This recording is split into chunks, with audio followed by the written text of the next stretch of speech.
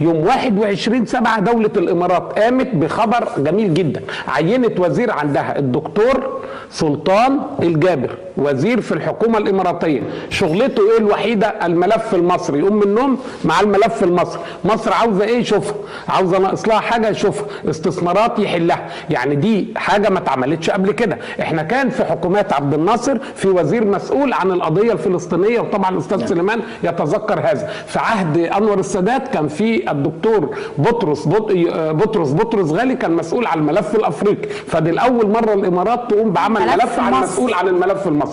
احنا ما استغلناش الكلام ده امثل استغلال للاسف الشديد.